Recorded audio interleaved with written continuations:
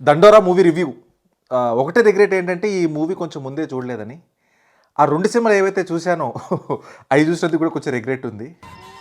నీ అబ్బ hello guys, welcome to barbell pitch meetings. కొత్తగా వచ్చేస్తే లైక్, షేర్, సబ్స్క్రైబ్ చేసుకుంటూ వెళ్ళిపోండి. ఎండ్ ఆఫ్ ఇయర్ దగ్గరకు వచ్చాం. ఎస్, దాన్ని ఏమంటారు, 6th గేర్లో వెళ్తున్నట్టు 1, 2, 3 అలానే వెళ్తుంది స్పీడ్. గేర్ డౌన్ చేసి తొక్కండి, 310, 320, 330 వెళ్ళిపోవాలంతే. అలా అని చెప్పి తక్కువ మాత్రం సబ్స్క్రైబ్ చేయకండి. మొదలు పెడతాం. బేసిక్గా $9 టికెట్. నాకైతే బాగా నచ్చింది. కంప్లీట్లీ వర్త్ మై ప్రైస్ అనిపించింది. అలానే ఇది కొంచెం రియల్ ఇష్యూస్ని బాగా క్యాప్చర్ చేశారు. అలానే అప్రెషన్, డిప్రెషన్, ఇంకా యాక్షన్ కాకుండా అదే పాయింట్ నుంచి డీవియేట్ అవ్వకుండా ఇంకో కొత్త విజన్ ఆర్ కొత్త యాంగిల్లో చూపించారనిపించింది. అది కొంచెం నాకు బాగా అనిపించింది. రీసెంట్లీ బైసన్ కూడా చూశాను. బైసన్ కూడా అలానే ఉంటుంది. అప్రెషన్, డిప్రెషన్ ఆ టైప్లోనే అనుకుంటాము, కానీ అలా ఉండదు అది. సో అలాంటి సినిమాలు రావాలి. అంటే I'm not saying message will never get old.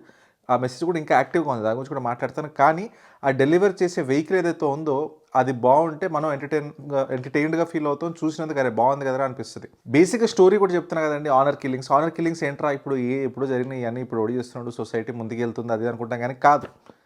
ఇప్పటికీ మన దేశంలో ఈ 2 ఉన్నాయి, కులం, మతం. ఈ 2 పేరు మీద చాలా, ఈ రెండింటి నుంచి బయటకు వచ్చే వరకు మనం బాగుపడం అంతే. మన డిస్కషన్స్లో ఇవి వచ్చినంత వరకు వాడేంటి వాడేంటి ఇది మారదు. ఇప్పట్లో కూడా మారేలా లేదు, ఇంకా యాంప్లిఫై అవుతుంది ఈ మధ్య. బట్ ఇట్స్ ఓకే, అది పక్కన పెడితే ఆనర్ కిల్లింగ్స్ అన్నా కదా.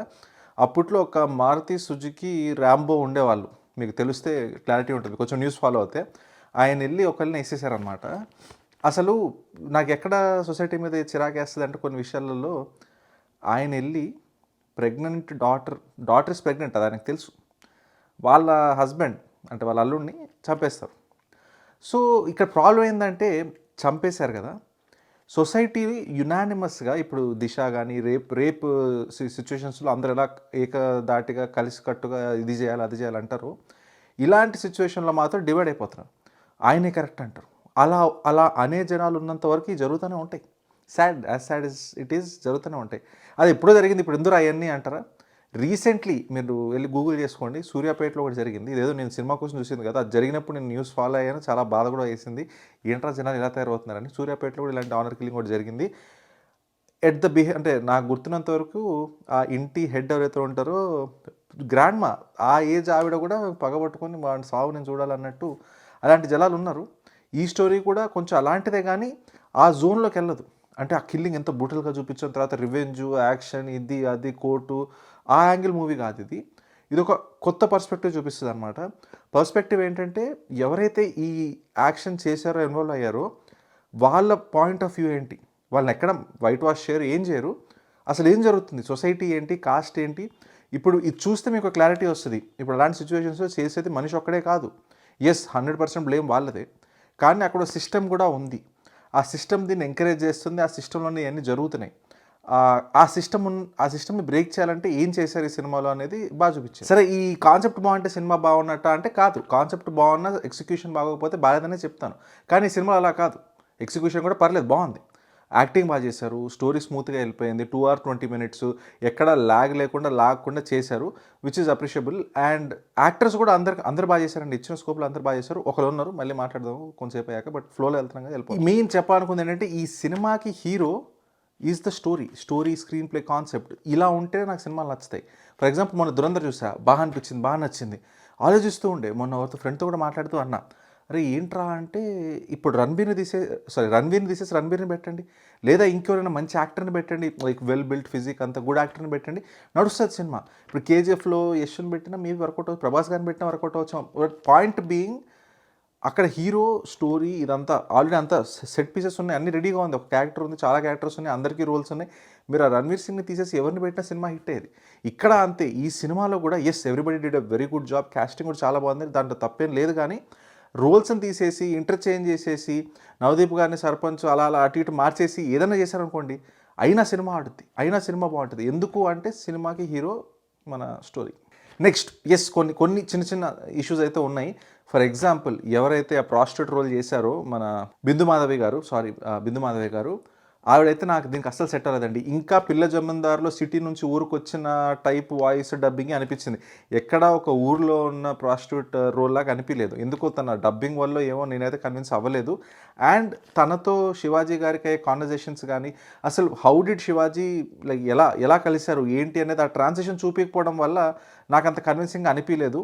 ఎస్ వాళ్ళ కాన్వర్జేషన్స్ బాగుంది, వాళ్ళ మధ్యలో కొంచెం ఎమోషన్ ఓకే నేను కన్విన్స్ అయ్యాను, కానీ అది ఇంకా చాలా బాగా పండేది. ఎలా కనెక్ట్ అయ్యారో చూపించి ఒక ప్రాపర్ రోల్ చూపించి అలా చూపించుంటే బాగుంది. అండ్ ఇంకొకటి ఏంటంటే క్లైమాక్స్ దగ్గరకు వస్తున్నప్పుడు ఆ నవదీప్ గారి పార్ట్ ఏదైతే ఉందో యాక్చువల్లీ చంపేసి చింపేసే టైప్లో తీయొచ్చు, అది సరిగ్గా ఎగ్జిక్యూట్ చేయలేదేమో అనిపించింది. క్లైమాక్స్లో నవదీప్ గారు ఒక యాక్షన్ చేసి ఒకటి చేస్తాను అంటారు, అప్పుడు ఒక మంచి ప్రొసెషన్ లాగా హ్యాపీగా సెలబ్రేటరీగా ఏదో చేస్తా అంటారు. అది చేసుకుంటూ చూపించుకుంటూ yes this is our tribute to Shivaji garu, ఇది మేము ఆయనకి ఇచ్చే గిఫ్ట్ టైప్లో ఏదో చేస్తారు అనుకుంటాం. చూస్తే 3 మార్క్స్ స్టెప్కి డ్యాన్స్లు వేస్తారు, సినిమా అయిపోద్ది. నాకు చాలా అబ్రప్ట్గా అనిపించింది. ఐ ఎక్స్పెక్టెడ్ ఇంకొంచెం బాగా తీసుంటే అది బాగా ఇంపాక్ట్ బాగుండేది. ఒక ఫీల్ గుడ్ టైప్లో బయటకు వస్తాము, ఒక ఎమోషన్తో బయటకు వస్తాం కదా, అది అలా కట్ చేస్తారేమో ఆ డ్యాన్స్తో అన్నట్టు అనిపించింది. అదొకటి. నెక్స్ట్ ఇంకా మ్యూజిక్ అండి. మ్యూజిక్ కొన్ని చోట్ల ద థింగ్ ఈజ్ నాకేమనిపిస్తుంది, బ్యాక్గ్రౌండ్ మ్యూజిక్ కానీ సెట్ పీసెస్ కానీ లైటింగ్ కానీ ఆ పని ఎప్పుడు కరెక్ట్ ఉంటుందో తెలుసా? స్టాండ్ అవుట్ అయిపోయి మనకి ఏదో అనిపించకూడదు.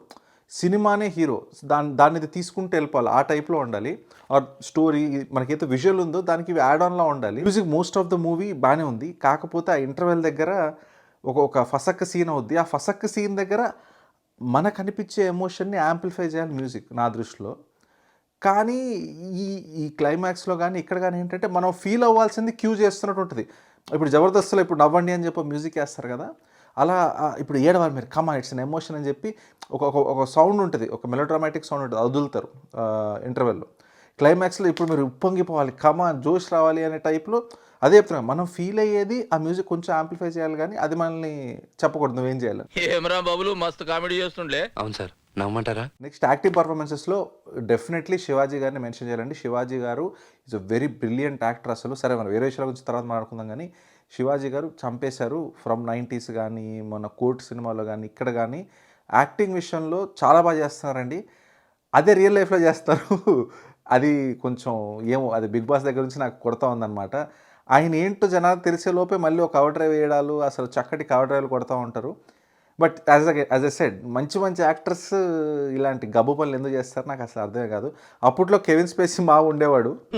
ఆడవాళ్ళ శీలాల్ని తీసేసే మీకు అద్దాలు తీసేయడం ఒక లెక్కరా? సరే, ఇంకా ఈ టాపిక్ ఎప్పటికీ అది నెవర్ ఎండింగ్ టాపిక్ అండి. ఏంటంటే ఆయన ఏదో అంటారు, సేమ్ ఇందాక మారుతి సుజుకి రాంబో గురించి ఒక ఆయన గురించి చెప్పే కదా, అలానే ఇక్కడ కూడా ఆయన ఒకటి అంటారు. బేసిక్గా ఆయన ఒకటి అంటారు, పబ్లిక్ రియాక్ట్ అవుతారు, దాన్ని స్ట్రామానింగ్ ది ఆర్గ్యుమెంట్ అంటారు. అంటే ఎవరికి నచ్చింది అది వేసుకోవచ్చు, అంటే దట్ డస్ నాట్ మీన్ ఇప్పుకొని తిరుగుతాం అని. అలానే ఉంటుంది. ఇప్పుడు నచ్చింది తీసుకుంటా అంటే ఆపోజిట్స్ ఏంటంటే ఇప్పుకొని తిరుగుతారా మీరు, అట్లా తిరుగుతారు, మన సంస్కృతి సంప్రదాయం అది ఇది అంటారు. నచ్చింది వేసుకుంటాం అన్నారు, అంతే కదా. దాన్ని ఎందుకు స్ట్రామానింగ్ ది ఆర్గ్యుమెంట్ చేస్తారు? ఇంక చెప్తున్నా కదండి, ఇలాంటి విషయాల్లో కూడా యాజ్ లాంగ్ యాజ్ మనం యునానిమస్గా రానంత వరకు మార్పు రాదు.